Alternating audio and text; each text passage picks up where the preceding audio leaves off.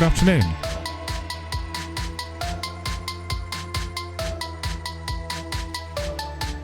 I'm Daniel Miller, and this is the Gaming Dialogue News.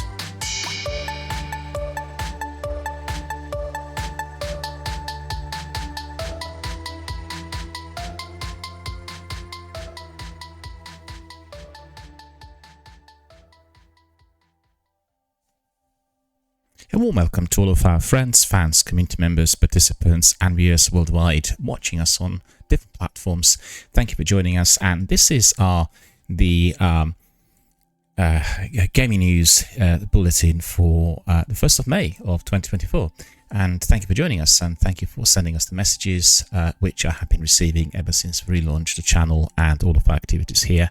It's been really truly humbling to see that so many of you are very keen on the new concept, and people have said that by watching the slideshows they discovered some of the concept art never ever seen before, all of that related to Destiny, of course, and very, very grateful for everyone who actually took time to send us messages and connect with us. So today we have quite a lot of news, and before I get into that, I can just tell you that two major really areas that I've looked at were the novelties of Destiny and then the announcement coming from Xbox about a showcase. So we'll talk about that in a minute. We look at both of these very important announcements and activities, and I just want to tell you that I've had a bit of a strange morning, really. I got a bit later than usual, and then after that I discovered that two films which have been marked for the viewing tomorrow in IMAX are not going to be screened there because they decided to be screening a brand new film with Ryan Gosling. So therefore I'm missing out on those two IMAX screenings, and I just left it to the last minute. Basically it is the last day of the screenings on Thursday before the new releases are released on Friday. So a bit disappointed.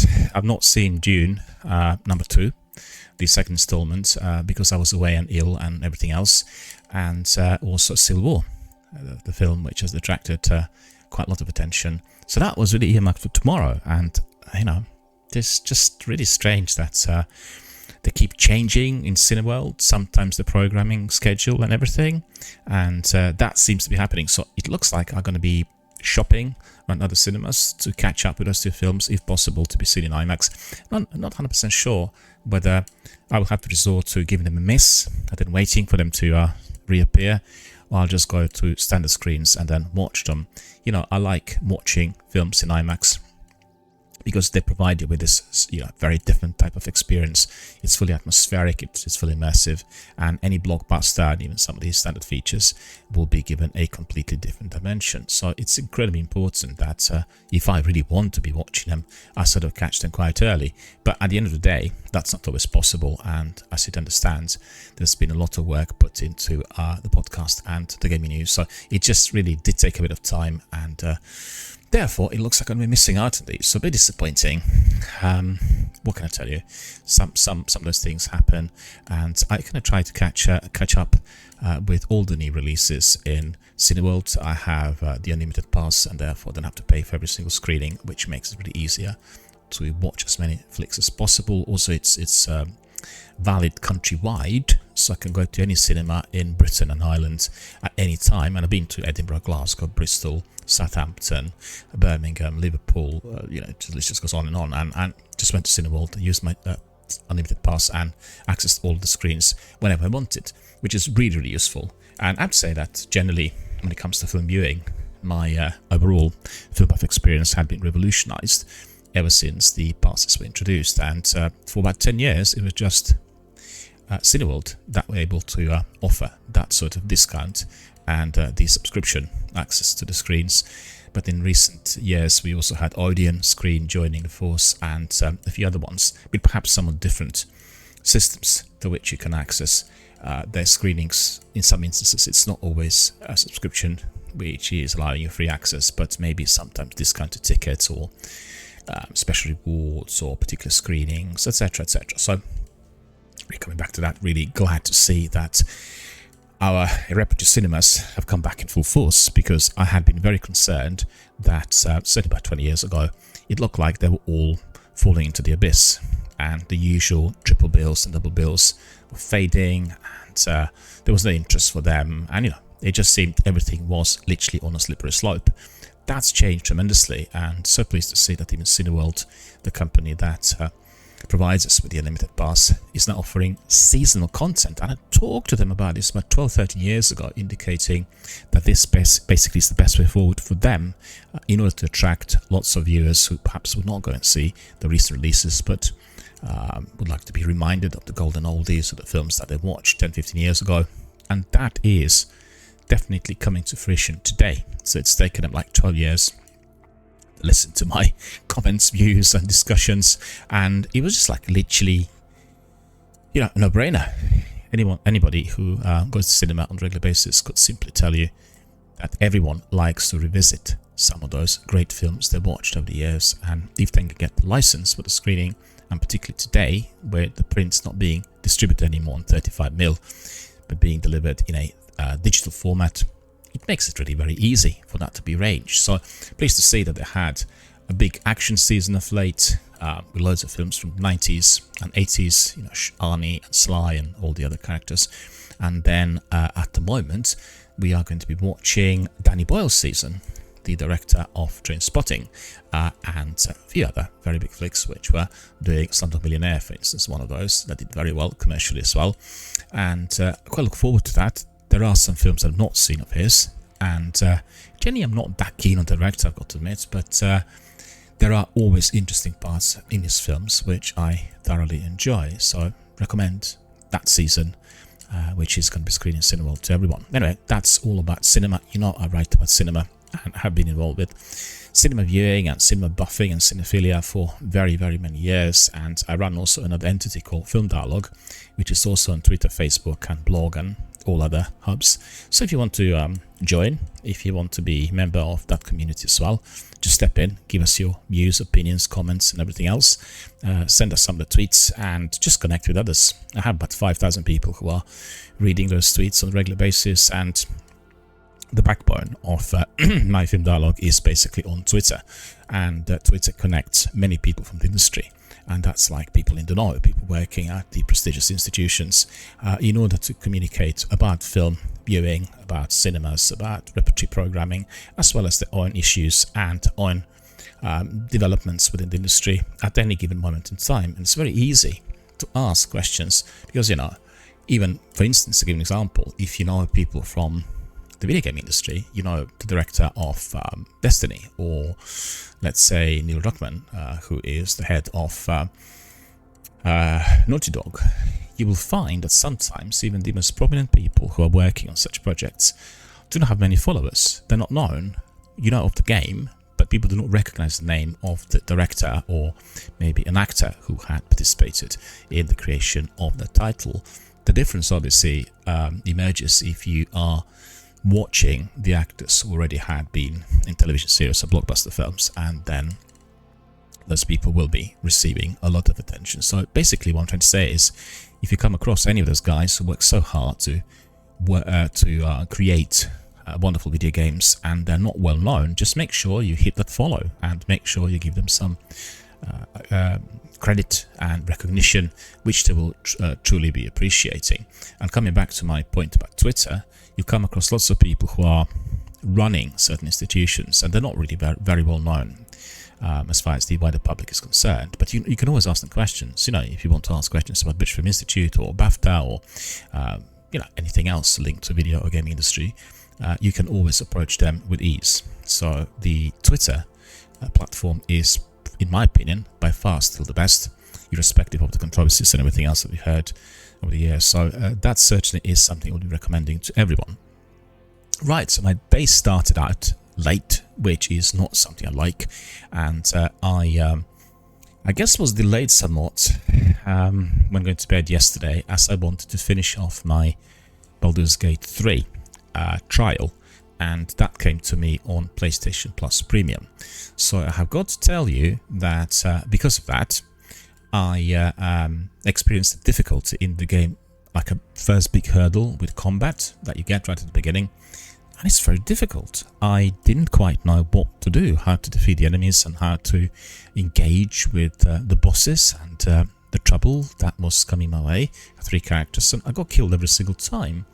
I'm not really an expert in turn-based strategy games, but was slightly frustrating, and I just wanted to very quickly have a look, about 15-20 minutes of gameplay, and then go off to bed. But it turned out to be a lengthier 90 minutes, which extended the actual gaming session, and with no proper results. I did not get very far with my attempts, which told me I need to be reading the small print. And when you read the small print, you are going to be more than aware of the need to be digesting it, to learning from it. I'm not very good in that, I've got to say. I frequently ignore when you get in-game tutorials on how to do certain things. And yet again, I also played yesterday another game, which I think is absolutely wonderful. The recreation of New York in that title is staggering. I don't think I've seen any other game having it done better. Maybe the original Spider-Man. The game obviously is Spider-Man Miles Morales, also available on PlayStation 5 as an exclusive. And the graphics and the in-game mechanics on PS5 are just mouth-watering. Some of the best gaming experience in terms of visuals and you know, the immersion quality if you are in love with that urban environment, and also the movement that Miles has, and his spider's web, and the techniques. But there are many different techniques through which you can be fighting enemies, so you've got to be reading small print, but it's easier to learn. There are lots of in-game tutorials, and if you play it on story mode like myself, it's highly enjoyable. It's repetitive, you can do it again and again, and that was soothing. So after having those terrible injuries in the course of my Baldur's Gate 3 session, I was licking my wounds by doing Miles Morales and eliminating everyone with ease, which was really particularly nourishing. And after that I went to bed. But I really kind of felt very tired, and in addition to that, yesterday I woke up feeling haggard. I felt a bit like, you know, as I was sleeping under a ton of bricks. And for whatever reason, on the night before, when I went swimming, I had a bit of a running, it wasn't a running noise, but some sort of congestion. And I wondered whether I caught COVID again during the swimming session. And I just woke up feeling terrible, neck ache, backache, and all sorts, which is what I never get. Fortunately, this was all gone by the end of the day. Went for a lengthy walk as well, which helped. And, you know, it's just today. I felt tired at the end of the day, and I slept really heavily for quite a while, longer than usual, and therefore I kicked off a bit later. So anyway, I've got plenty to tell you with the news. Just coming back to the games, I had some messages coming. Oh, Gail's here. Hello, Gail. How are you doing? Good to see you. Thank you for joining us, and thank you for being our very dedicated community member. Gail is our community member from the US and a Destiny fan, veteran, a hardcore Destiny player. And I know that Gail's waiting for us to crack on with Pantheon and with Dungeons and all other activities in Destiny 2. And I've got to tell you, I've got some good news for you. Today, late in the afternoon, Sekapupa, myself, and maybe yourself, and maybe Zenith and a few other people will be doing Pantheon. And Pantheon is a brand new activity, and we'll talk about it quite a bit here on air. I want to introduce to everyone. So get ready for that. If you want to join us, you are going to be able to step in and join hands with all three of us. Hopefully some other community members as well. And yeah, we'll come to Pantheon in a moment. So just coming back to the messages. First of all, I want to thank several, Tom and Playmore. Thank you for your messages on YouTube. And Tom said that he had never seen some of the images which are included here in our Destiny 1 and 2 concept art slideshow. It's about 55 images, and both Playmore and Tom are delighted to have discovered these. Well, boys, I can tell you there are about 2,000 images of concept art, and I'm going to be rotating these from week to week, so we'll have very interesting slides to look at. I think it's very interesting and very useful for anyone who had been playing Destiny from the beginning is to compare the early concept art with the actual game, and then you get a picture of that sort of evolution which would have been taking place for a number of years before the game was released. And you realize, some images and some locations and some monsters and characters indicate that there have been quite a lot of changes. You know, the idea which you get whilst doing concept art is generally based on fantasy, and then the second question is whether this is actually workable in terms of tech and everything else on offer. So sometimes it is possible, at other times it has to be adjusted, as has been the case with Destiny. And Destiny has had a lot of that over the years, but if we are to be listening to the team that works on the game and the people who are managing Bungie at the moment, they told us recently, over the last couple of years, that at the moment Destiny is just the way it should be, and that was the original idea. So I think lots of our Destiny veterans playing the first game initially would have been surprised. They would have thought that the original concept was the desired one, the best one, and if they are to be watching concept art and comparing it with the first game, and then obviously with what we get today, they will be able to, I guess, become a bit more aware of the original intentions of the Bungie team, and also of the fact that the game is providing us with that massive, big, huge variety. Coming back to the concept art, very glad to see, guys, that you're enjoying it. The concept art is going to be one of the main, like the most important visual elements of my podcasts and news sessions. I like to be presenting people with the images that give you a clear picture on what it was like for the game to be created right from the beginning. And as I said many times, particularly for the AAA blockbusters, there could be very great differences between the original idea and the way everything was fully realized a few years later. And as I said, could be down to the tech, could be down to the revenue or human resources available.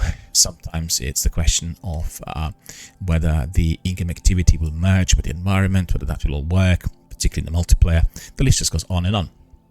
So yeah, a couple of messages regarding my recent gameplay. Some people are surprised I played so many quirky indie games. Well, yesterday we talked quite a bit about ID at Xbox, and quite a selection, about 20 new titles coming out from the studios. And I'm particularly excited about Don't Nod and a few other games which I described yesterday. We'll I guess touch on them even later in this session. And really playing lots of those. I think on Xbox at the moment I finished Andromeda in full, spent about 120 hours on it, I think, and that's Mass Effect Andromeda. And then I still have a selection of side missions that require polishing off. And it's interesting, I didn't expect this, and I never read about this before. I did see, for instance, the end of the game with major battles, and then I managed to enter so-called epilogue. So if you are a Mass Effect Andromeda fan, gamer, or somebody who's played from the beginning, just please ping me a message indicating whether this epilogue is present in every single game, or was that a part of the special edition, or the Ultimate Edition, or whatever it's called. It's quite different. It does have some sort of pointers towards what will be happening next with our chums in that Mass Effect universe. And then after that, you go back to cockpit and you carry on with your old leftovers, side missions and everything else that's left there. And I guess I have quite a selection of those grindy ones when you have to go to planets and then look for the materials and collect everything and then craft and all, that sort of thing. And I have to admit, I'm not always very keen on this. It's grindy and without any extra, there are some activities if you stumble upon monsters or any hostiles in the wild, but generally it's more like point and click and then looking for the materials, scanning the planets.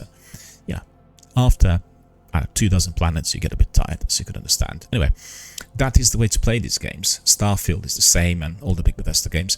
You want to be doing as many side missions as possible, which will be unlocked through NPCs, but what you also want to do is you want to follow the story. So to race to the campaign, not race, but you need to play the campaign in order to have that degree of narrative consistency, and then you'll get back to some of the side missions as well. Some of them will be tied into the story, and in that case you can just carry on and do them as you go along, but with others you can simply leave them for later. I guess somebody may disagree with me. They'll say if you're not harvesting all the materials and not farming the stuff, you're not going to have enough weapons or abilities to carry on to the game. Maybe. I had no problems. I don't find combat in Mass Effect to be too difficult. Anyway, so I completed it, and very glad. to have done so. So completed everything that BioWare released in the Mass Effect universe. And as I said, there are a number of side missions that still need polishing off, and I'll do that as I go along. I usually do that, for 20 minutes, and then I move to something else. So that's the big game I have there. The next one in line on Xbox for me is The Rise of Tomb Raider. The game I want to play for quite some time. Tried it on PlayStation a while back, and then never completed it. So that is going to be the next big thing. It's a lengthy game, and based on Lara Croft series and her character, as well as plenty of action and adventure in that lovely little story. So these are two blockbusters, I guess. Let me think. Then what else do I have on Xbox? I have two indie games, and that's Vampire Survivors. We talked about the game quite a bit yesterday, and it does have a new update, which had just been launched a couple of days ago, introduced during the showcase event on Tuesday, and highly recommended to everyone. Really, on Monday, wasn't it? Yeah, I beg your pardon. The game is very simple in visuals. When you look at it, it looks a bit like Space Invaders or something coming out of Commodore Atari. But the actual in-game mechanics and the type of gameplay is highly enjoyable, thoroughly exciting, and to a degree could be a bit addictive if you are a person who wants to be chasing scores. Loads of achievements and trophies to be had from the game. So if you're interested in boosting your gamer score, that's the game to play. And then it's just very, very fun and very enjoyable. And you can, well, I managed to survive for about 10 minutes, which was surprising. It's a survival game. And, it was fine.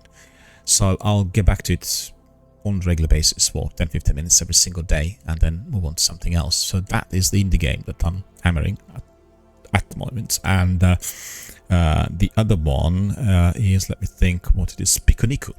And that was very good and very enjoyable. The game really has gone from the Game Pass, but I purchased it, and very, very simple platformer, but very, very funny dialogue and plenty of things to do, and a bit tricky in parts.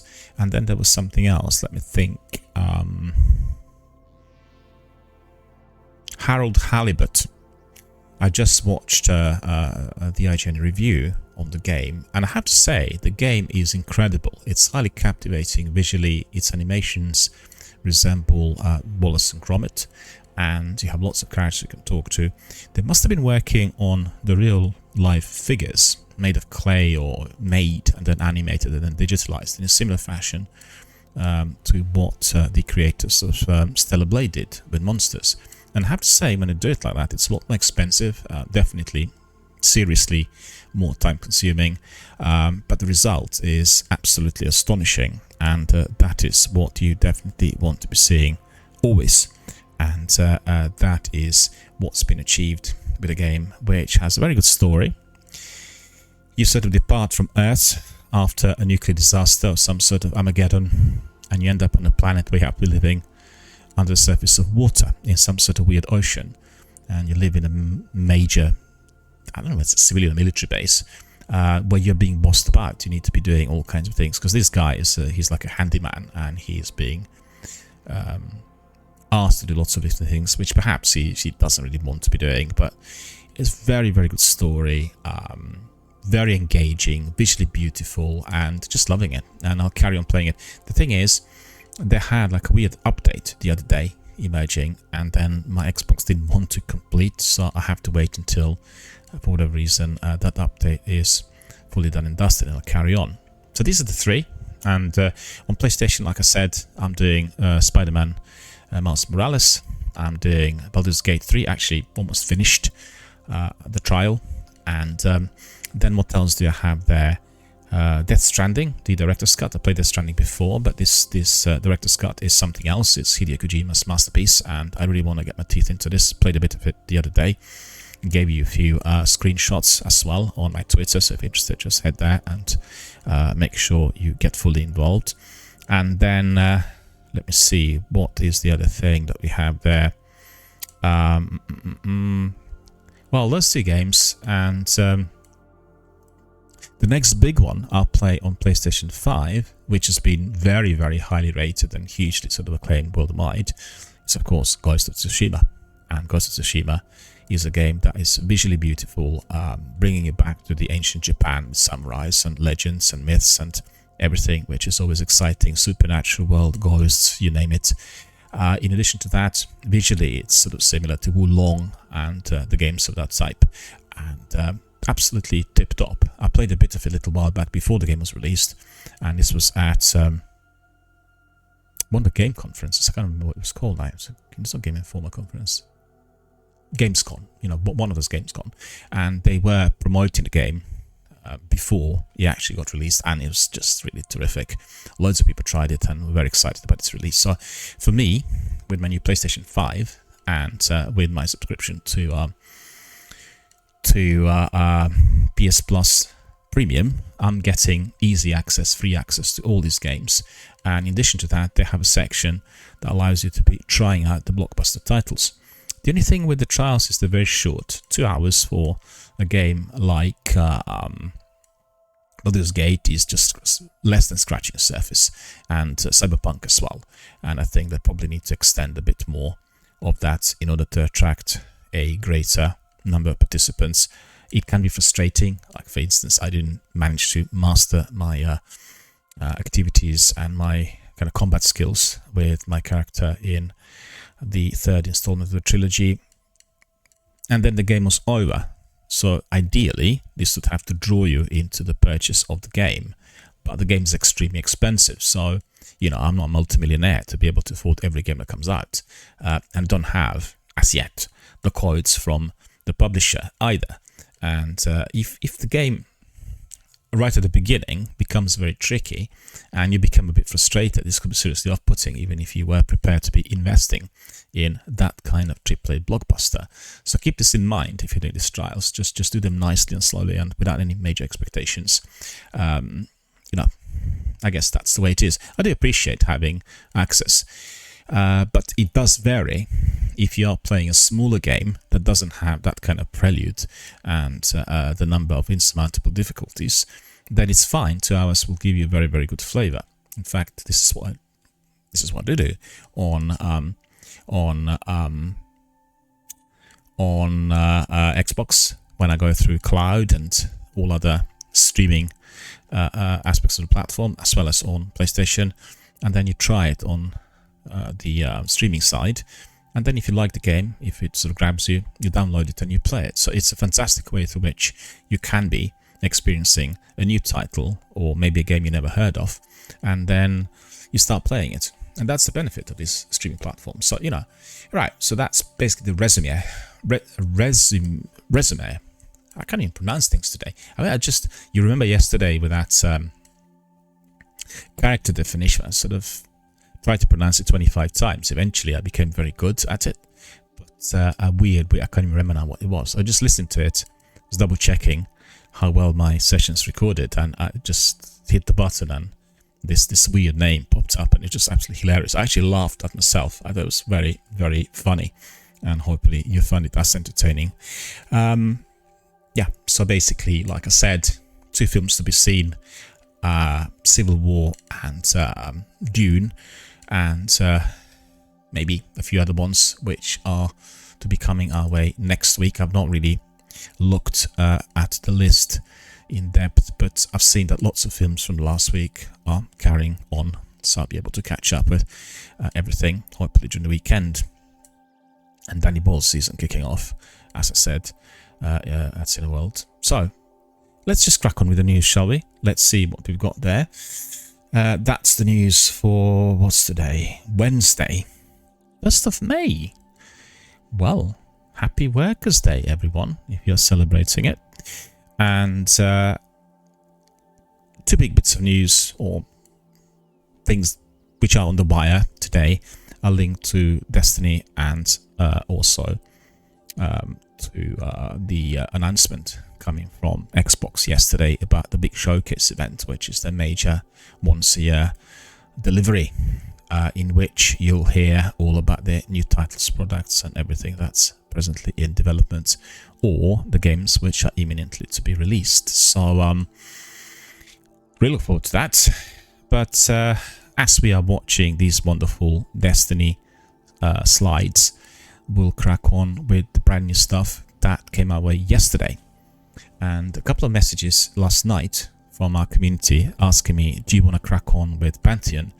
And for all of you who are familiar with my style of gaming and what I do here on the channel, you'll know I'm not that keen on doing that sort of thing late at night, because it's very hectic and it's very sort of adrenaline based, and it's a lot of running and shooting and flashing lights and all sorts. Always do that earlier in the day with FPS games, and so that's what we are going to be doing today with our community after I end my bulletin with news. So that will be more or less within less than an hour, and I think most people are very happy and excited to be able to see that live on the channel after a little while, where previously we had PvP and PvE sessions back to back 24/7, 7 days a week. But I've gone down another route. I'm doing the podcast and my news bulletins in separate sections, and then the gameplay is just focused on the community and our activities together. Basically gaming online, as well as being able to discuss issues if they were to be transpire during that activity. Right, so what do we have? I mean, first of all, Pantheon is up and about. It kicked off last night with the reset, and we want to see what this Pantheon actually is offering to everyone. And if you want to be doing it straight away, I think it's probably the best to talk to some of your community members or read some of the guides, as it is a raid boss activity, which means comes under the category of Pinnacle, the best, the most difficult, and it's a sort of activity that you will have to be doing together with your mates, with your usual fireteam members, or with your community. And in the course of the activity that comes together with Pantheon, you will be earning exotic raid weapons, adept gear, and then plenty of other goodies as you carry on. So quite curious to see what will be happening, and I'm sure our friends who've not tried it yet and are listening to this news bulletin will be very, very interested. So we heard that Into the Light update has given us this long requested endgame activity, and it's called a Raid Boss Gauntlet. So each week we can be entering the Pantheon activity, and then we'll be fighting a series of very tough raid bosses to earn some very powerful rewards, and that will include dead weapons, high stat armor, and some raid exotics, right? So that's all looking very good. We all like farming, chasing different types of weapons and gear, and we like being rewarded after doing lengthy grinds or indeed entering very difficult activities. So what's very good, and that's I guess contrary to what we've seen now with Bungie over the last few years, is the fact that the Pantheon, listen to this, is open to everyone for free. And that includes new lights, which means new participants. So obviously now is the perfect time to enter the raiding scene, and anyone who's not been doing raids before, well, step in and polish off your skills and learn from other members. So that's absolutely terrific. I'm very curious to see how this will work. So I'll give you a bit of an explanation on how this activity will be working. First of all, how you will be able to enter this and what you need to do prior to entering Pantheon, the way to unlock it, and then I'll also give you a bit of rundown or breakdown of what you're going to be meeting in the arena, and also what types of gunfights you'll have, and types of weapons and armor that perhaps you should be having.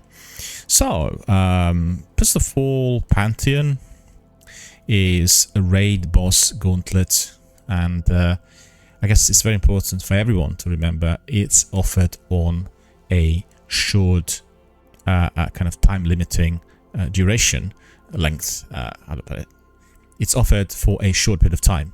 Sounds better, right? Proper English. I was just really getting lost in my thoughts, sometimes. Anyway, coming back to this, it starts from April the 30th, and that was last night. If you were in Britain or on the continent, it will end on June the 4th. And you may ask, well, what's the reason for this June the 4th end date?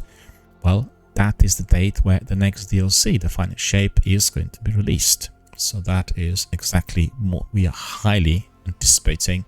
And I think giving a good prologue or a good prelude to the activities when we're going to fight the witness during the last couple of months before the actual game release is a wonderful idea, and particularly so if you're offering it free of charge. That is the way through which you are going to be able to magnetize everyone who participates, and then people be drawn to the purchase of the new DLC. I'm certain that this is exactly what will be taking place. It's a very good, very ingenious way of combining the best of the two worlds, and not sure who suggested it, but this is definitely a way forward for Bungie and for this wonderful, wonderful sci-fi stroke adventure stroke FPS title.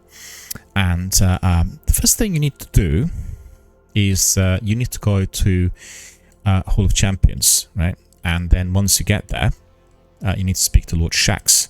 So he will give you a new task, and that task will require for you to complete a certain Pantheon gauntlet. So you need to speak to him first, get the quest, and then you'll find the Pantheon node in the Into the Light node on your game director. So open the game director, have a look at that, and there's your quest. So everybody can be participating in Pantheon, and also what's extremely important, although it's competitive, it is replayable. You can do it as many times as you like, and also very importantly, whatever you get in the activity, any kind of loot, can be farmed. So that will be very, very, very popular amongst many people who are into farming and building a very good stash of weapons and armor in the vault. Very important thing that everybody needs to know right from the beginning is that Pantheon does not have any form of matchmaking, right?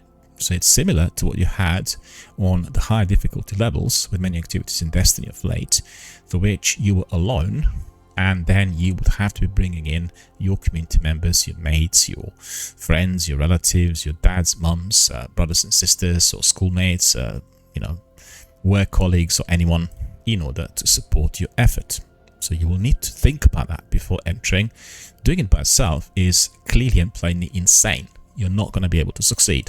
If anybody succeeded in Pantheon all by themselves, please ping me a message, and I will be delighted to watch your gameplay to see how you're able to do that. The reason I'm saying that is Bungie stressed that this sort of activity, together with dungeons and raids, is something that has got to be played by a group of people. It's a team-based multiplayer activity, and it's been created with that clear aim, objective in mind. It means you have got to be able to do it together with your friends in order to complete, and also in order to make sure that the activity is thoroughly entertaining, greatly enjoyable, and a good kind of performance for everyone if you are a streamer. So first thing you need to do is you have to create a fire team, or you'll be using the new tool which was introduced recently with Into the Light, called Fireteam Finder, to find some other guys who will step in, right? And the actual structure of Pantheon is similar to Nightfall activity. So you'll have to defeat enemies, you have to earn medals, you'll be completing various encounters quickly, and if you do so, if you're chasing the kind of a time schedule, then you'll be increasing your own as well as your team's score. So your fire team score is important because you then will be determining how much loot you'd receive at the end of the encounter. So platinum scores will be the highest possible, and then award adept weapons in addition to high stat armor and spoils of conquest.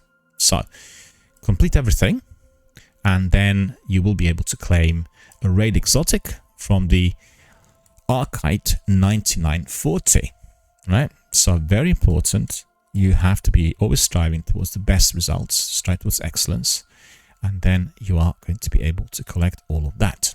So once your meeting ends, you'll need to interact with a rally flag to bring you back to the next encounter. So it's a bit repetitive. You're coming from one arena to another, right? You also sometimes could be rallying between those encounters, and the timer will not begin until your actual activity begins. So you have the activity beginning, and then the clock will start, and you can use this time to strategize and then configure your loadout. And it's very important for the guys who are in there not to be racing. I want to stress that, because I know some people are racing, and that's not a good idea. And you need to have time to, I guess, gather your thoughts and sort out your loadouts and consider what weapons and ammo will be the best, and all sorts. So if you wipe at any point, which is what you should not be doing, you'll have to be restarting the whole of the current encounter right from the beginning. So there's no wipes and there's no chickening out. Shaxx will be absolutely merciless in punishing you. So complete every boss fight in the gauntlet in order to finish the Pantheon run and Shaxx's weekly quest. So I got some pictures of monsters in there, and I have to say they're incredibly ugly, and they are terrifying. They're really frightening. Anyway, have a look at either the images which are posted on my Twitter and the links indicating what you will be doing here in Pantheon, or simply just enter the arena and find out for yourself. They said also, I think also came from Bungie, not every Pantheon encounter is currently playable. So we'll be getting more information as soon as Bungie releases any of that. So you have every encounter with a bonus point timer, and that will begin at the point where the boss fight starts. So the timer kicks off as you encounter the boss and you start your firefight. So if your team can kill the boss before the timer hits 0, your fire team will earn a massive score bonus. So that'll be the best results. If the encounter doesn't automatically fail if the timer expires, just the bonus points. Remember, your timer will not be reset in between these wipes, right? So it'll stay exactly the same. Additionally, most Pantheon encounters spawn a Witness Conscript. Well, I've not heard of that before, so I'm really curious to see how this works. A Witness Conscript, a mini-boss unit that awards bonus points when slain. So this enemy is usually a Tormentor and will be spawning after your fire team completes a mechanic. So see message, a portent of the Witness arrives, and then the mini-bosses will be spawning.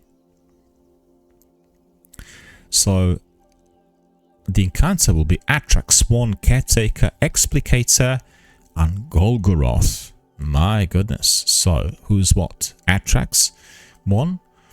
Conscript will be Tormentor, Caretaker, not stated as yet, Explicator, Tormentor, and Golgoroth, Hive Knight, right? So if you're looking at the encounter with Atrax, shortly after the DPS phase begins, a Tormentor will spawn at both floors. With Caretaker, Taken Phalanxes spawn near the Caretaker on each floor, and the Glyph Room now spawns Darkness projectiles, which will be inflicting X1 pervading darkness on impact. 10 stacks will automatically kill you. With Explicator, the Explicator spawns fire tornadoes throughout the entire encounter, and they will deal significantly more damage. Fire tornadoes spawn on all 3 DPS plates. Aligning the planets will spawn a Tormentor. Okay. And the last one is Golgoroth. 2 players gain unstable light from 1. The explosion can kill the second unstable light player, and enemies spawn behind Taunters during the DPS phase. So Conscript spawns on the 2nd floor during the DPS phase. So that's basically the drill on what will be happening in there.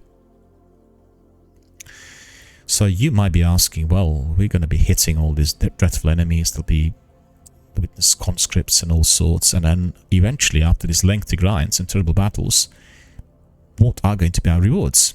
Well, completing each encounter will spawn a chest which awards raid weapons, high stat armor, and spoils of conquest, I should say.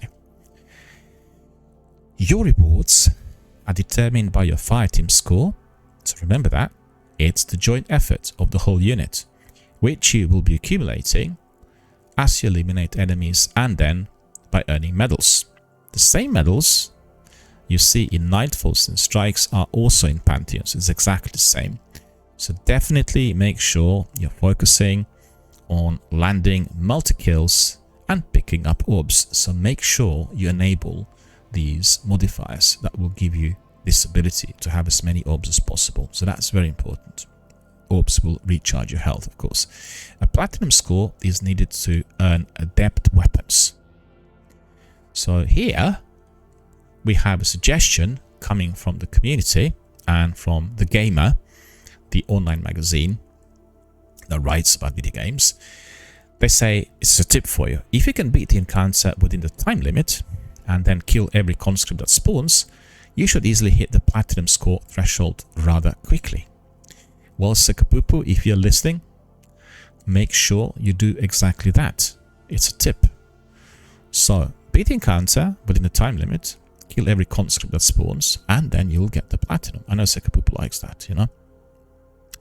So, if you complete the entire gauntlet, Arcite 1940 will spawn next to the final reward chest. Very close to it. If you complete the Divine Weapon request from Shaxx, you can then speak to Arcite and then claim an exotic raid weapon. Should you already own these weapons, you can claim an exotic cipher and then 3 Ascendant Shards instead. They're very useful, as you know, with masterworking of your armor. This quest may only be turned into once, so be careful, think carefully, and choose wisely. Additionally, the Pantheon activity comes with its own set of triumphs. Well, that will be also exciting. These triumphs award spoils of conquest, static rolled adept guns, and exclusive emblems. Be sure to claim these triumphs once you've finished a Pantheon run. We definitely will keep this in mind. It's a lot to think about, right? Don't know whether I'll be able to remember. You know, my memory is not as good as it used to be, but won't be keeping any notes. But best thing to do is when you have your community with you, your mates and your fighting members will remind you of what you need to be doing, and that's always great. Don't be shirty, don't be like really I know everything. Listen to others. The Pantheon attracts Sovereign, so we have several encounters in there, and Atrax Sovereign is the first Pantheon gauntlet and the easiest of the bunch. You'll need to defeat Golgoroth from King's Fall, Caretaker from Vowed Disciple, Explicator from Root of Nightmares, and Atrax I from Deepstone Crypt. The encounters are mechanically exactly the same. There are just very few differences. Golgoroth adds spawn near Tauntus during DPS, and 2 players will get the Unstable Light. The explosion can kill the other Unstable Light user, so you have to be very, very careful. Watch out for these explosions near you. Caretaker adds spawn near Tauntus. Glyph runners must also avoid projectiles that will be inflicting pervading darkness. Explicator, a tormentor spawns once you line the planets. The boss also spawns fire tornadoes throughout the encounter and not just during the DPS. Fire tornadoes are also conjured on all 3 DPS plates, not just one. That's for the Explicator. And then the last one, Atrax 1. A Tormentor spawns on each floor shortly after the servitors are destroyed. Otherwise, it's a standard raiding experience with surges and overcharge enabled. 25% damage bonus for both modifiers should more than make up for the power delta. Additionally, you can also get class warfare buff, which will be active throughout the gauntlet. Well, Sekapupu, you're listening to this, you really, we all need to think about every one of these. And I'll keep this on my Android. And as we go in for the first time, I'll try to go through the checklist to see what I need to be doing. Because, you know, frequently I just dive in without double checking my mods and class abilities. And then guess what? I'm turned into a toast. Increasing your damage up to 20% at maximum stacks. And also you will be then gaining small DR buff while the buff is up.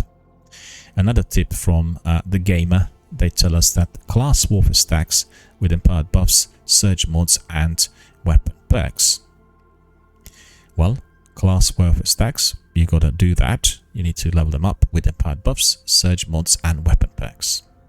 Right, so you have rocket launchers and grenade launchers work fine for most of these encounters, although we suggest you use Grand Overture or Parasite for Atrax. Her health bar is quite small, so it's possible to hit final stand with just a single clone. And then you can also increase the Grand Overture by hitting her invulnerable decoys at the start of it, and then you can unleash the Rocket Barrage once the scanner finds the right clone. Well, we have some recommended builds. So, if you are having a notepad nearby, a pencil and paper as we'd say in the old days, just take a note of this. Lucky Pants for Hunter with any subclass. It deals absurd burst DPS, ideal for all 4 encounters. Pair it with a rocket launcher or grenade launcher. I'll have the description on my Android, so when we get in, I'll tell everyone to do exactly the same. I know that Sukapoop likes playing Titan, so we have Titan in here. Titan Berserker is its Sinoceps. And then ideal pick for a tractor cannon user to debuff each boss, and then it can deal excellent burst DPS if Syntheseps are active. So Sukapoop will probably use that. Warlock, Downblade with Sunbracers or Dawn Chorus. And you are going to be getting... you can add clear and short Well of Radiance cooldowns if Ashes to Ashes is installed on your helmet. Who on earth is going to be able to remember all of that? My god, I mean, it will take a little while for that to be put into practice, I guess. But anyway, that's the way it should be. What is it? 5 weeks before the release of the next DLC. And we can really hammer it for literally every one of those weeks before we get to it. Weapons. We have rocket launchers, heavy grenade launchers, Grand Overture, Atrax 1, Parasite, Atrax 1. So really remember, you need to enable special elements of your supers and your special abilities, and then the heavy weapons are going to be absolutely fundamental in the destruction of these bosses when you meet them there.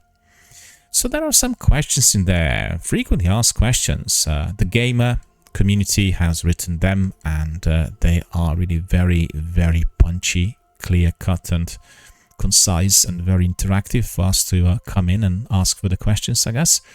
We have, how can I start? Pantheon.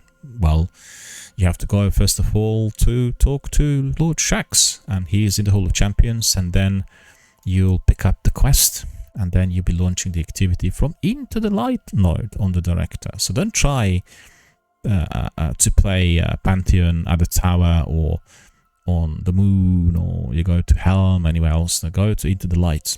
So Into the Light is going to be your bread and butter for the next 5-6 weeks. And then once you get the new Divine Weapon request each week, you'll be unlocking a new Pantheon Gauntlet, and then it appears that the Pantheon activity rotates on a weekly basis. So there will be different types of activities every single week, right?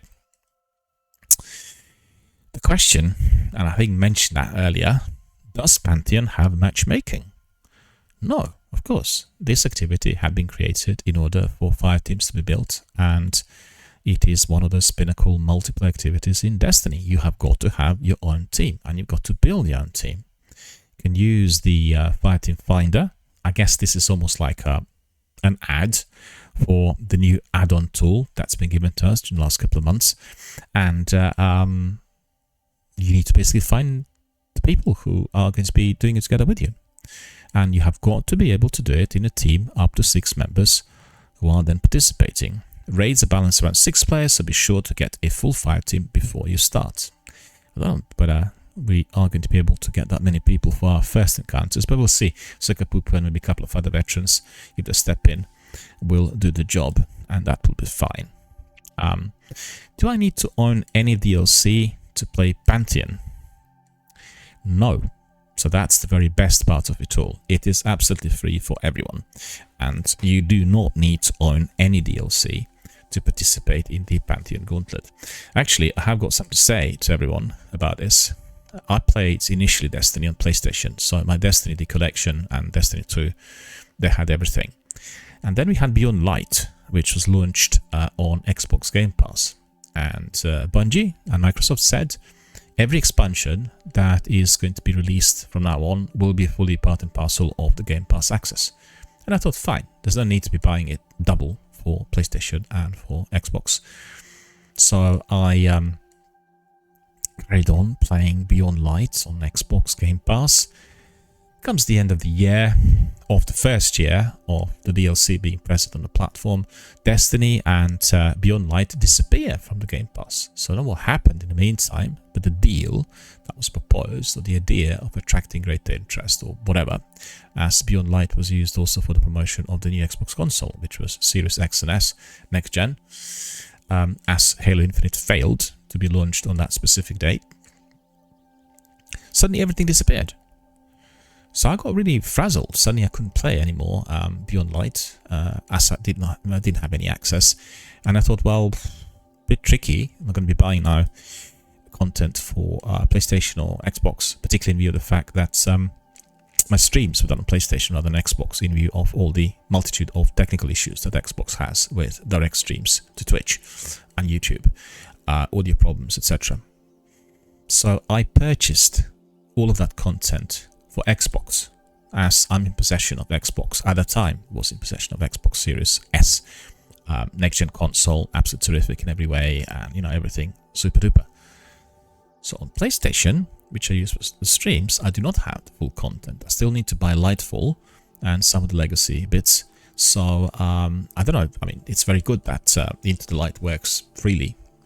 Well for everyone on any platform, so be able to stream that. But if we were to be accessing some of the content that is, let's say, Shadowkeep or Beyond Light related or Lightfall related, then I'll have to go back to Xbox.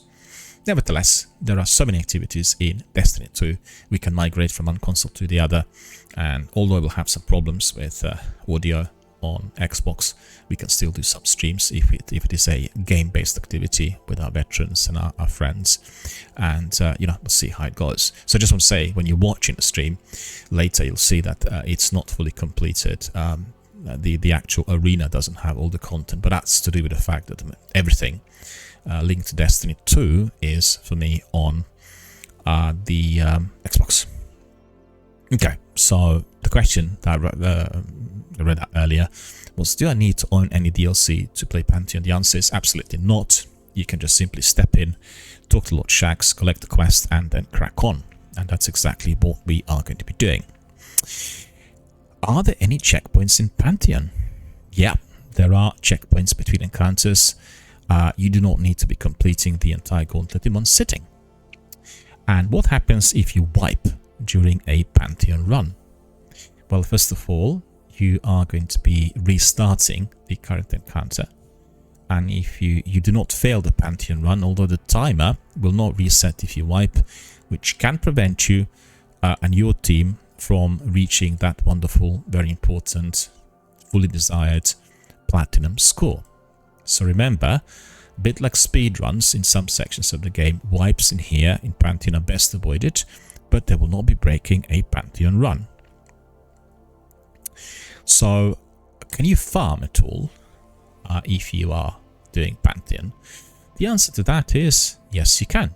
Guardians can farm the Pantheon activity for all sorts of things, and that includes adept weapons, high stat armor, and also spoils of conquest. There's no limit to how many times you may clear the Pantheon gauntlet each week. You can do it as many times as you like. And then the question is, well, will Pantheon be sunset? If you're not familiar with the term, it's a jargon. It means that it'll be taken down, it's going to be no longer accessible, and we unfortunately did have a lot of sunsetting for the old DLCs and the initial Destiny 2 content. I'm not sure why they will be sunsetting this, possibly in order to attract the sales of the final shape and for people to hammer the activity as much as possible within 5 to 6 weeks.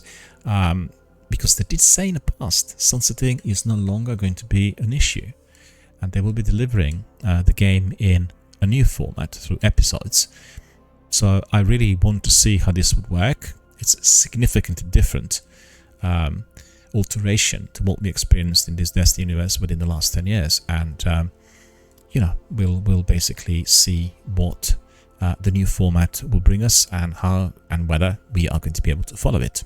So that is the idea behind sunsetting, I guess, to attract as many players as possible. But as you know, sometimes these activities come back. We've seen, for instance, with Destiny 1, that some of the content was migrated from the original game to the sequel, and I kind of look forward to seeing a lot more of that in the future. I want to see all of the content from Destiny 1 being imported and developed in this one big Destiny universe, and whether this is going to happen at what date remains to be seen. But that was the plan, and I'm sure that in due course that is exactly what will happen. It's also a cost-effective exercise. Paying different servers for different games is costly, and if you migrate everything into one big universe, everything will be then cheaper and better run. On the other hand, there is the question of the overall cost, and there is the question of the longevity of the game.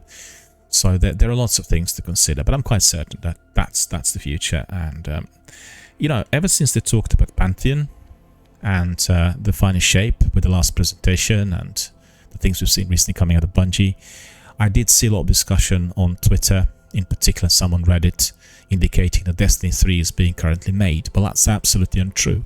That's just a completely stupid rumor to attract likes and follows. This is not true. Bungie had not confirmed any of the sort, and they'll carry on in this format for the time to come. They will be changing the direction of the story, and they will be changing the structure, but the way it is at the moment is to remain. So coming back to this, sunsetting will take place on the 4th of June, and they've not really stated whether they'll bring it back or not, but remains to be seen. And then another question is, how does the Divine Weaponry quest work? Well, Shaxx will have a new Divine Weaponry quest each week, and then you pick up the quest from him, from the Hall of Champions, and then you complete a run through the Pantheon. So once you've completed it, then Archite 9940 will spawn next to the reward chest, and then speaking with him will allow you to claim one exotic raid weapon tied to that week's Pantheon Gauntlet. For example, Atrax Sovereign can actually allow you to claim Touch of Malice or Eyes of Tomorrow, previously just seen in the raids, right? So if you already own the raid exotics that Archite is selling, you also may be using your quest token to purchase an exotic cipher or 3 Ascended Shards instead. So this specific one, can be just completed once per week. So repeat this. If you already own the raid exotics that he's selling, you may be using your quest token to purchase an exotic cipher or 3 Ascended Shards instead. So remember that if you already have got any of that from previous activities. So I think that's probably all that I have to say about Pantheon. And we are going to be, I just want to invite everyone, doing Pantheon for the first time here on my channel later today, and that is going to be upon completion of the news linked to Destiny and everything else that came to me on the wire. So just stay patient, and tonight it's already 2:15 UK time, so probably in about half hour, 40 minutes, around 3 o'clock, I think we'll have a good session of Pantheon, and it is going to be, as usual, our live online gaming. So let me see what other things we had in addition, if there was anything else. Yeah, there's one thing which is important, also related to Destiny and Pantheon.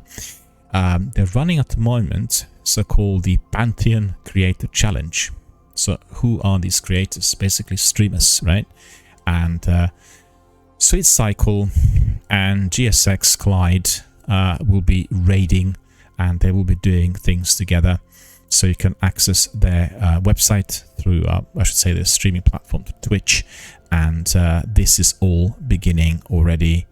Well, it will begin yesterday, but it's carrying on at the moment. So there will be a major challenge between all of them, and they will be competing in a 4-week gauntlet. So it will be every week some of the activities, and they'll have increasing unique difficulty modifiers for a chance to win a replica Brave Falling Guillotine. So, and who else is involved? Let me see. It says commentated by Piker Peach. So if you're interested, definitely join forces and head to Twitch. But I just like to say, stay with us as well.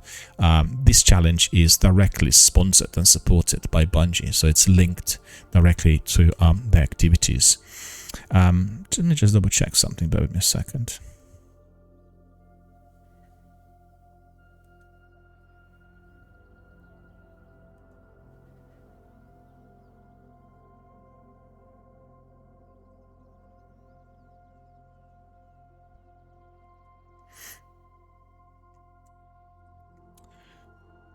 Yeah, that's all fine.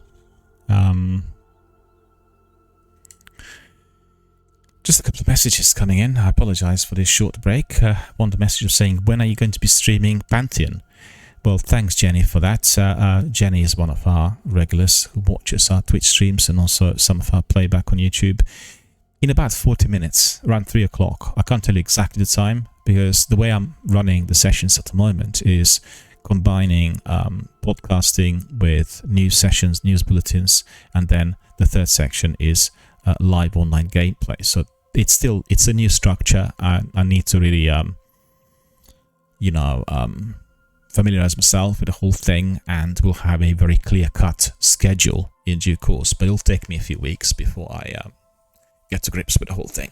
It does take a bit of time. The big problem I have at the moment is being so incredibly preoccupied with the technical side of things. There's lots of different gadgets and add-ons here in order to do what I'm doing. And it needs to become second nature. So never ever, you don't worry about this, and it does take a bit of time. Anyway, so that is what is going to be happening with the Pantheon Creator Challenge. And I'm sure you've seen with the streams, there are lots of Destiny streamers, the big and small, who are immediately jumping on the bandwagon of streaming the Pinnacle activity as it starts. So it's very congested. Lots of people are there, but certainly we are going to try to have as much fun as possible, and we'll do Pantheon now a solid run for about 4 or 5 weeks. Whether it's going to be every day or not, I can't guarantee, but we'll see. And it says here that Pantheon began, and Blast Furnace and Luna's Howl are making Into the Light debut.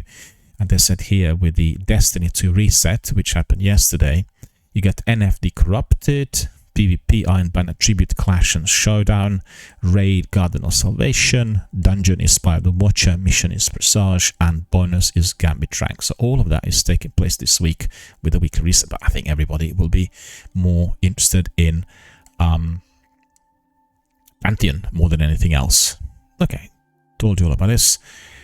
Also, it says here that if you want to be watching some of those encounters, it says here, and 5 new Twitch Drops emblems is what you can acquire if you are watching it with people's streams. Wonderful. We have also an article from Paul Tassi, and he is telling us about Luna's Howl and God Rolls for this week Onslaught. That would be, let me just very quickly see whether he is telling us anything that we're interested in. And Paul Tassi is one of the best writers on Destiny. He writes for Forbes, and I read his articles every single day. I got loads of articles and information from him through my Twitter feed. He's very, very active and produces, he's sort of phenomenally productive. And so we have here some of his thoughts. He said it's the final week of weapon additions for Destiny Into the Light content, and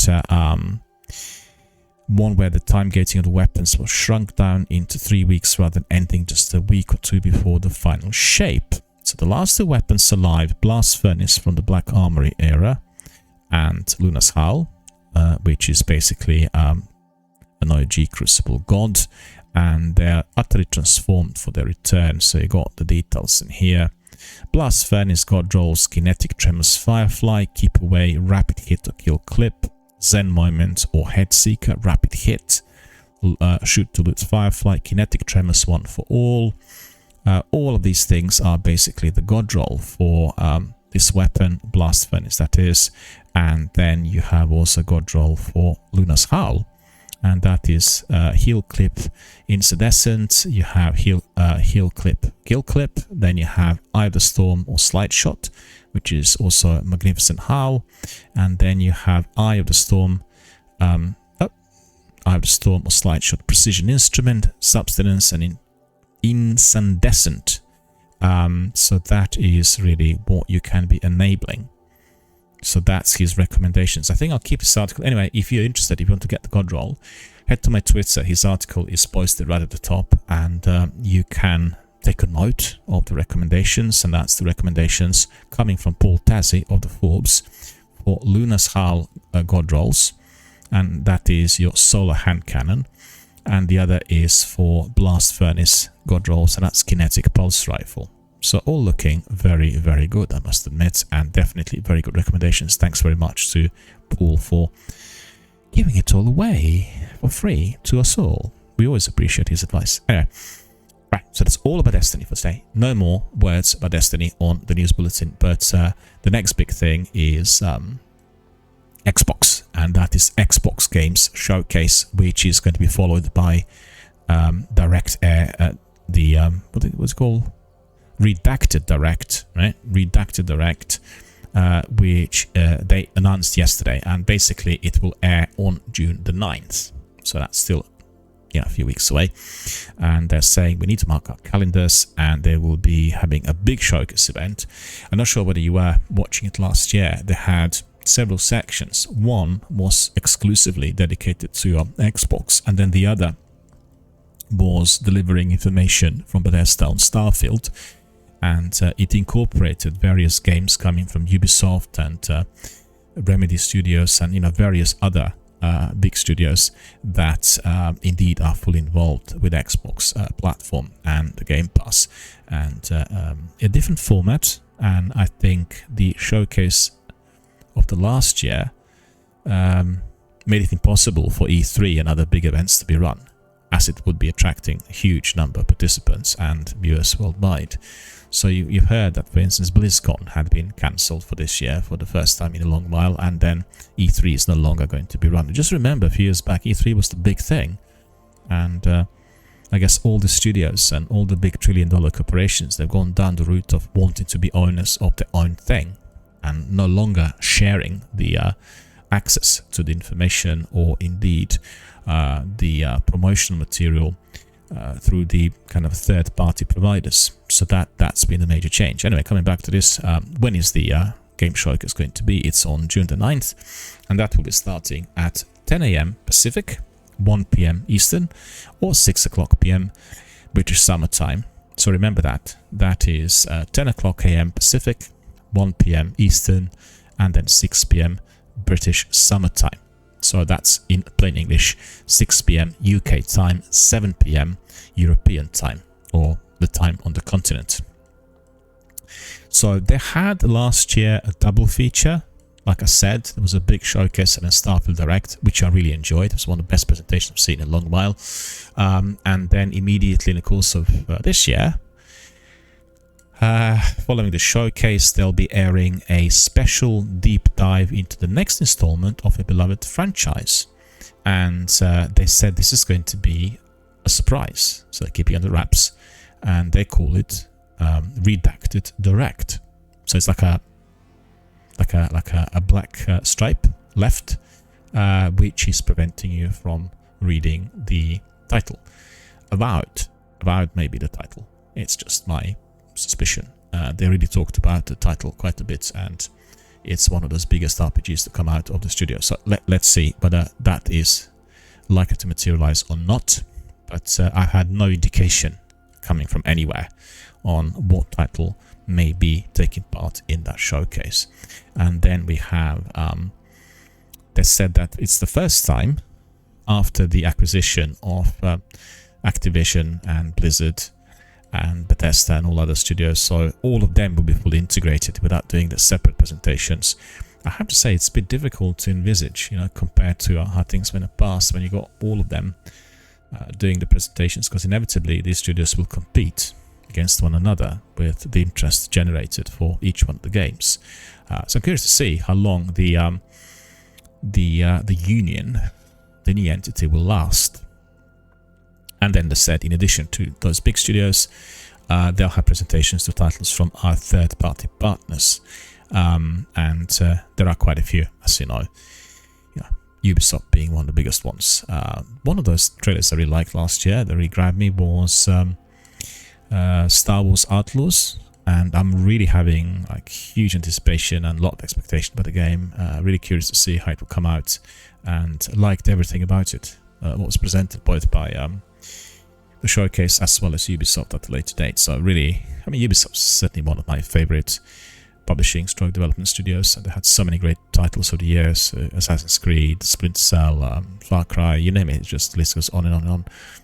And Ghost Recon, of course. And this sort of signature mark when you play the games, you play Ghost Recon, Far Cry, or The Division, there's always this sort of similarity in terms of the gameplay, and they have this fantastic originality which is applied to so many different games. And you recognize, it's a bit like when you watched certain gangster films of Warner Brothers or musicals of MGMs in the 1930s. Whenever you watch first 10 minutes, you know, that was actually MGM film. They had this signature, like a stamp of originality, indicating that was coming from them.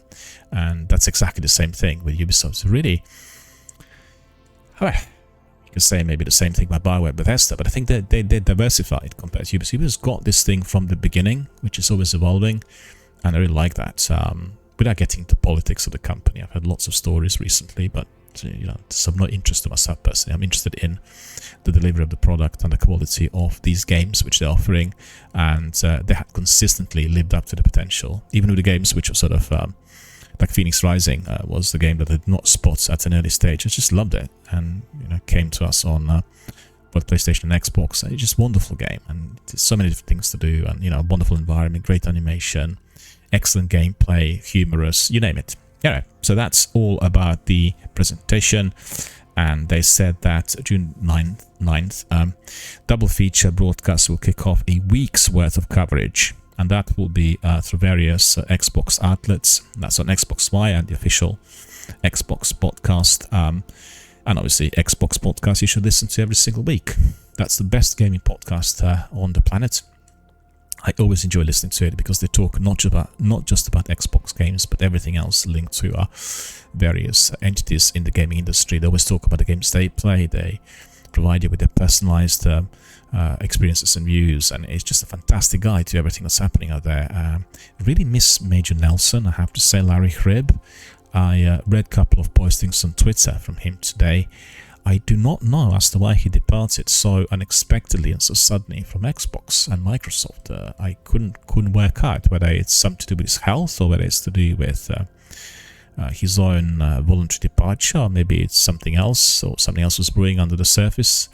If anybody knows, just let me know. I'm just quite curious. Larry is a fantastic guy, a huge broadcaster and an Xbox and gaming personality, as well as a fantastic gamer, and absolutely tip-top team player, somebody who always brought us the news for so many years on so many different outlets. It's absolutely gutted to see that he's gone, and he is now involved with some other companies which do not have the same size or the same muscle like Microsoft. So I don't know what the reason for that was. Absolutely gutted.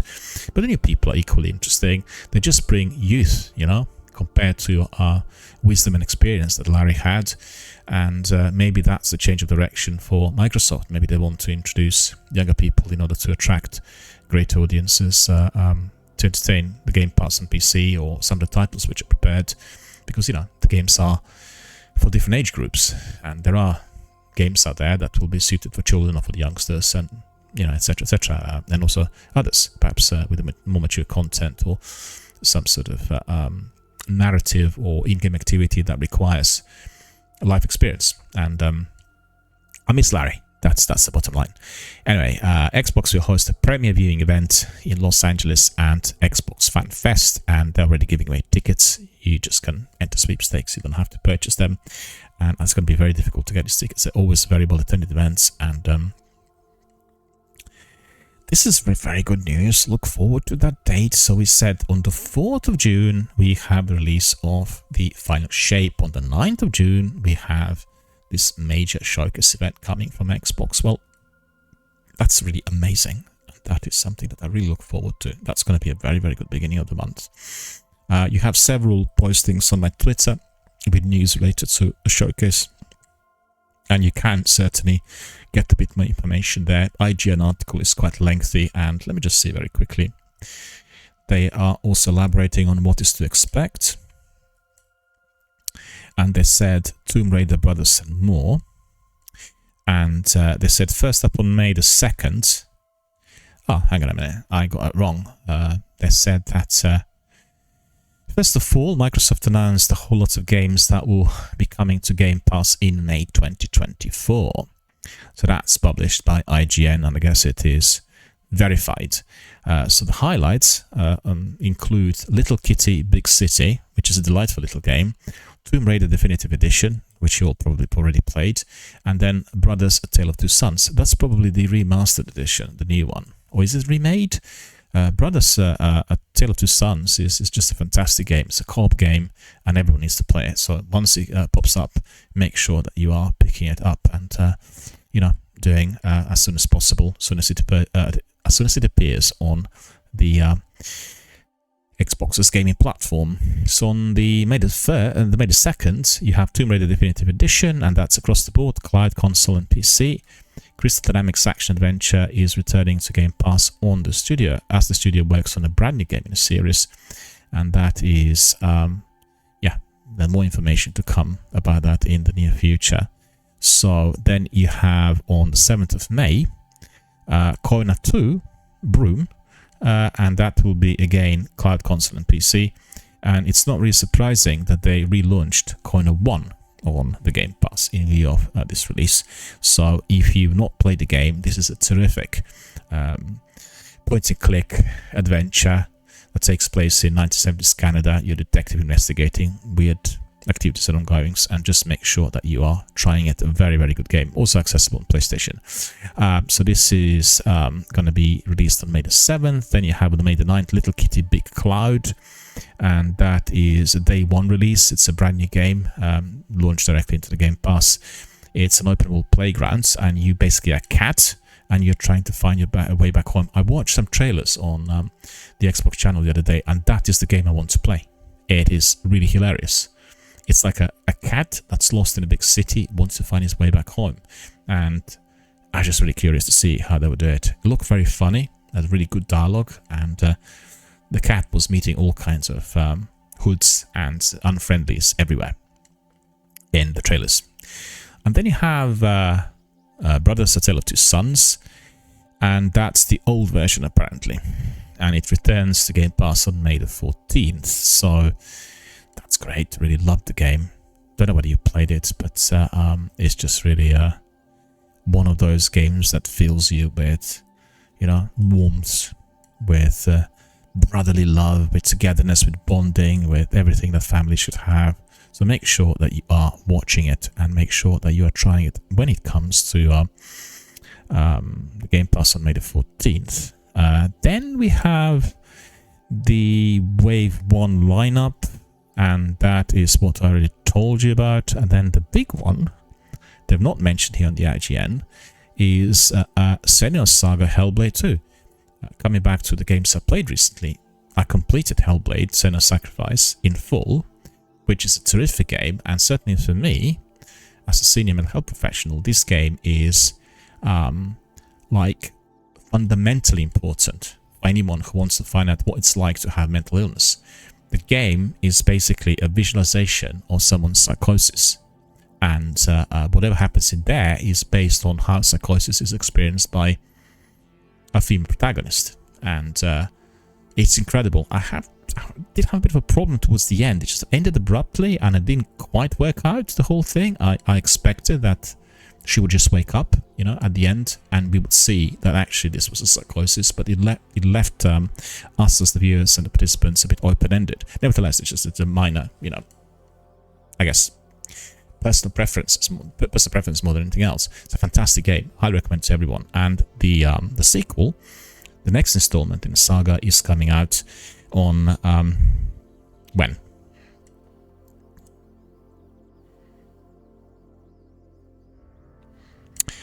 It's coming out in May, and I can't actually dig up the date, so I apologize for that, and I will present it to you tomorrow when we get back to the news bulletins, and I really look forward to it. I'm really excited, and everything I've seen so far, screenshots and anything they said, was telling me that the next installment is going to be even more immersive and terrifying than the first one. Just want to warn anyone who is suffering from any form of anxiety, or if you are experiencing, like you feel yourself to be on a short fuse, or you get scared easily, do not play this game at night, and don't play it together, or don't listen to the audio on high quality headphones. When you increase the volume, the experience of the game is so incredibly heightened, and it's really truly terrifying. All the voices you can hear coming from everywhere, and that's very similar to what people experience when they're undergoing that sort of mental state.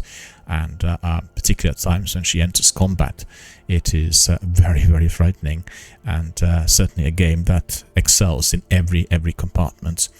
The game they added recently that I still have not played, and I want to try, and being a huge fan of Star Wars Saga, is their latest Star Wars Jedi Survivor, and a game that's been very highly acclaimed and ranked as one of the very best Star Wars games ever. So that arrived already on the April 29th to the Game Pass, and if you're a subscriber, then definitely hammer it. If you're not, well, what are you waiting for? Just subscribe and play the game. More games on Game Pass: Eastern Exorcist, Eiyuden Chronicle Rising. I'm playing this game at the moment, which is absolutely terrific. It's very funny, very entertaining, and quite complex in fact, although it comes across as a very straightforward point-and-click type of RPG. Fuga Melodies of Steel #2, Just Cause 4 Reloaded, Norco, SD Gundam Battle Alliance, and Supperland 6 Inches Under. So basically, if you are keen on any of the titles, make sure you download and play, because some of them I think are departing on May the 15th. It's got 2 weeks to play, and Eiyuden Chronicles in particular is what I am interested in, and the game that I'm definitely playing and relishing. So that's all about the Game Pass and everything that we've seen coming from Microsoft yesterday in relation to the Showcase event. I told you all about that. I told you all about Xbox. Let me see what else we've got. It's quite a selection of games in here. Yeah, today we celebrate the game that I played on PlayStation called Returnal, and they had been releasing a graphic novels book, and it's called Returnal: Fallen Asteria, and this expands and reimagines the original story. And then also you can be, I guess, acquiring that as a coffee table hardcover graphic novel type of present style book, and you can definitely purchase it and enjoy it. Return is a very good game. I played a bit the game. I've not completed it, but definitely thought enjoyable. Anyone who likes sci-fi adventures, you really caught it on straight away, and still available on, I think, PlayStation Plus Premium, I think. Don't quote me on this, but I did play it a little while back on it. And we've heard from True Achievements that they are testing, Xbox is testing a new background feature that is going to be allowing game art to be displayed when using dynamic or regular backgrounds. And curious to see that. I'd like to have concept art really featuring, and let's see what they told us. The news are coming from True Achievements, and they said they're testing it as Alpha Skip Ahead and Alpha Rings. No, I beg your pardon. That is in the Alpha Skip Ahead and Alpha Rings. These are the participants who can use the art background feature. I'm just looking at Tom Warren's posting, and he says your dashboard update is letting you enable game art backgrounds with any dynamic or regular backgrounds, so much better than having to use a default background. Don't know, we'll have to see how it works. I quite like what I've seen of late, where you have a different layout and you basically select your own theme, which is interactive. And I've used Cyberpunk and Redfall and Lightfall and what else? You know, the whole lot. Diablo I quite like, because you have the wings, and so we'll see how this works. I've got to tell you that I really absolutely admire the way they integrated the music and the elements of various games on PlayStation 5. It automatically plays. So when you're changing games, you're automatically changing the background and you're getting the music. It's really, really good. It's much better than what I've seen on PlayStation in the past. And they said game art usually displays when selecting a game on the Xbox dashboard. And if you're using one of the default color backgrounds first. So that with a new feature, you'll have the option to pick any backgrounds you wish, and then you can have the same game art on display. and Tom Warren had posted a clip which indicates what this is going to be like. So I think if we want to see it, just go to my Twitter, click on Tom Warren's postings, and you'll get all the information. I'm also on the Insider, so have a look at it. It's just the first bit of news today I received.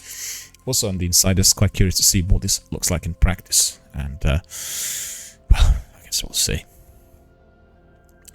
And then we've heard yesterday, I told you that Starfield is going to have the first big DLC, and Todd Howard was interviewed a few days ago on one of the hubs, indicating that indeed has been already set in motion, and I've not been able to get the date, so I was a bit struggling and whilst live on air.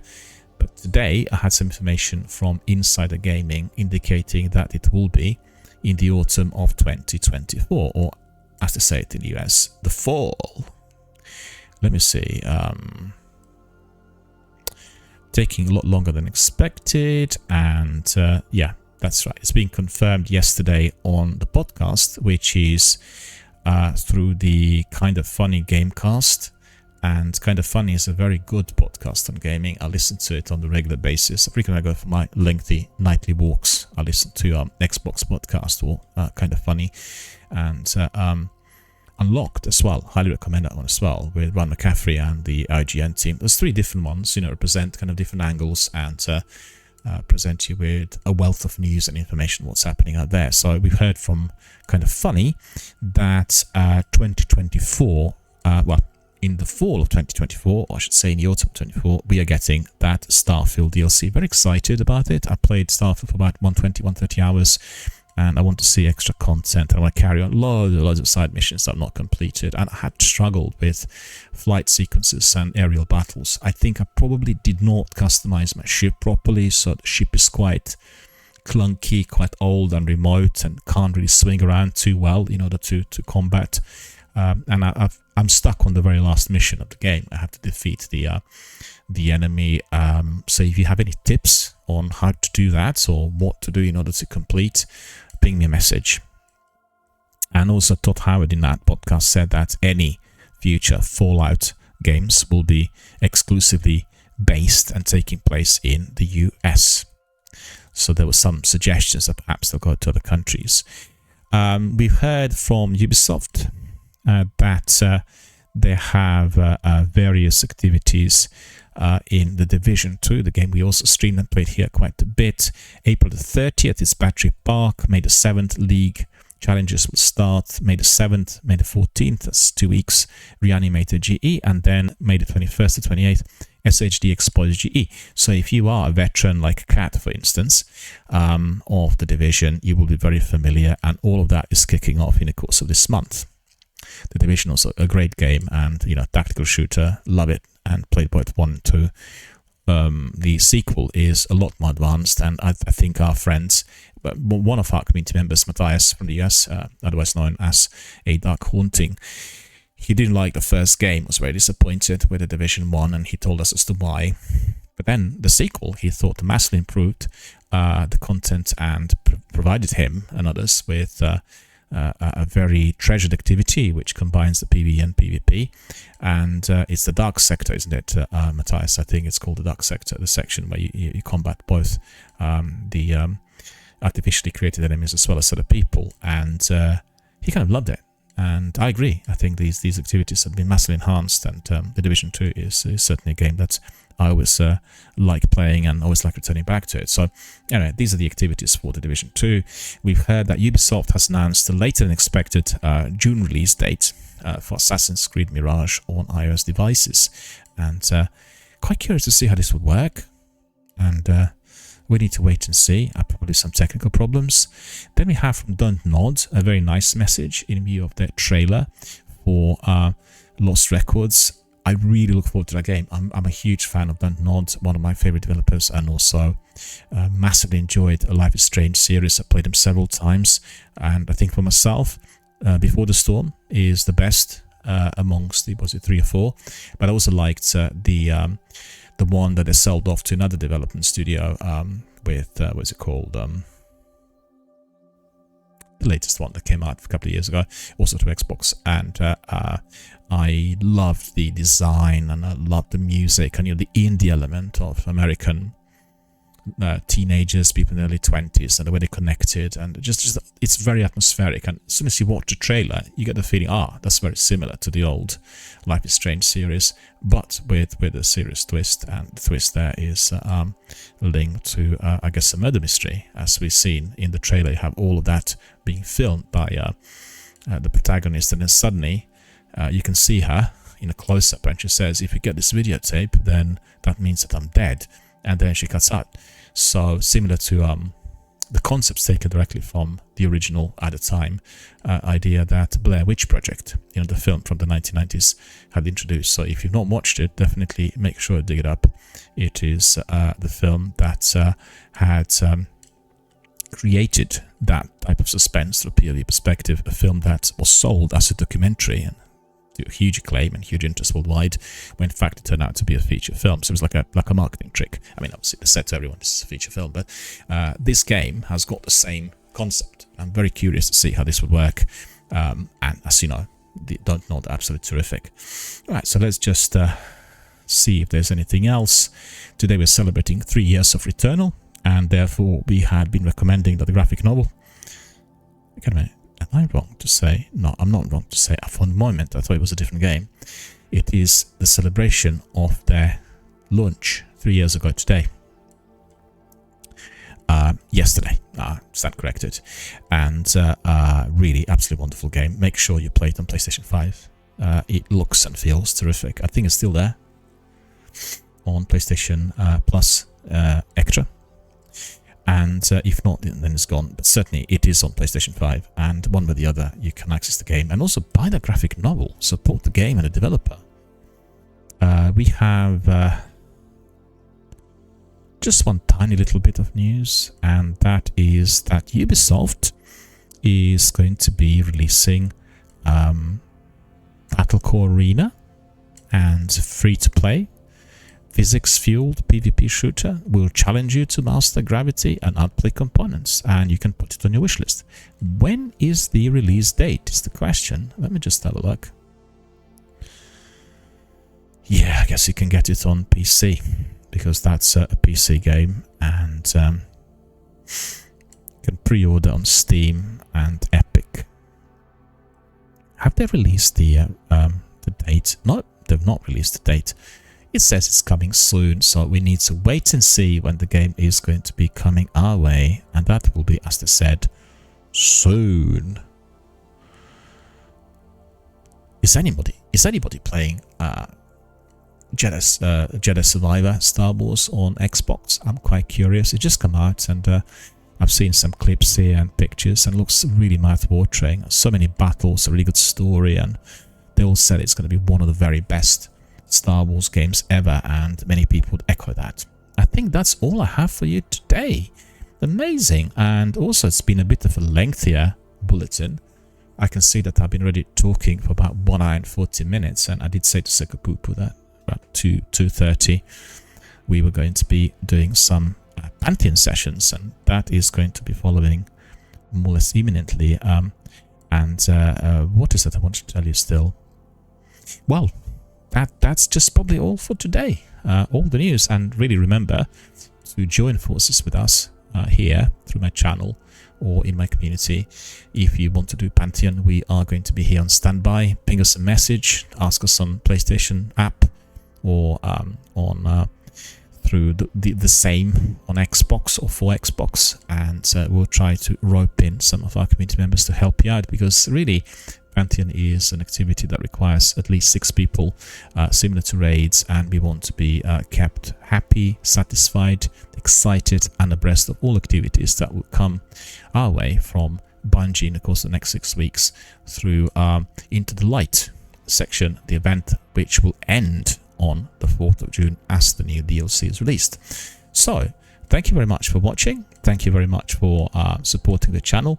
What I do need to say to you is you've seen already on other hubs, this channel is supporting various charities, and I run a fundraising campaign always on my channel as I go along. Presently, I'm supporting the Mind charity, a UK-based charity that helps people with mental health issues, psychological problems, and any form of emotional difficulty. They operate from offices in various parts of the country.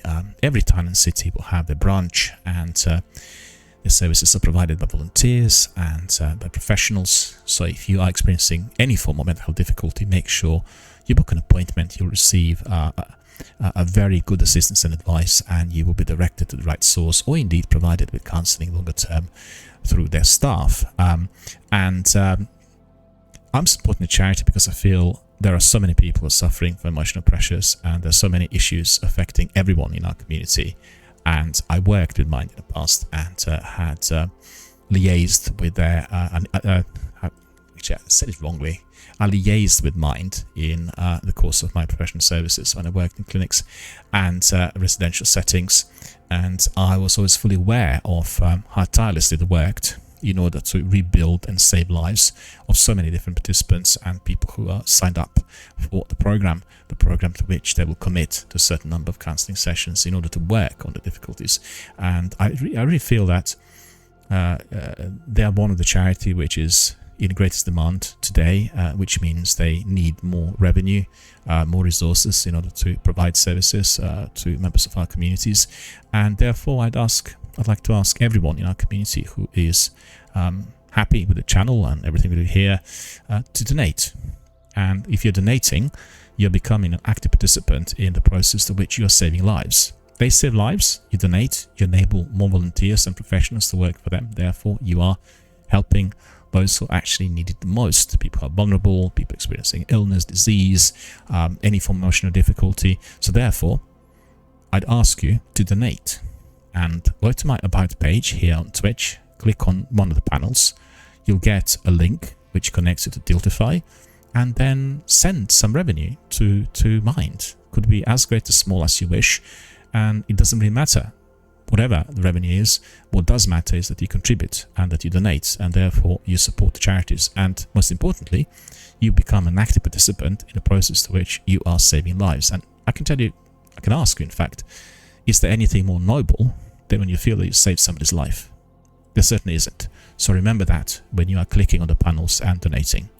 Thank you for watching. Thank you for being here with us today. We will have, I have a short break, 10-15 minutes, and I can see it's already 14:55, around 3 o'clock, maybe just after 3 o'clock. We'll kick off with another session, and that will be our gaming session, doing Destiny 2 Pantheon Gaming live online with our community. So stay with us, and I'll be back in about 10-15 minutes, and then we'll carry on with Pantheon. I wish you all a very good afternoon.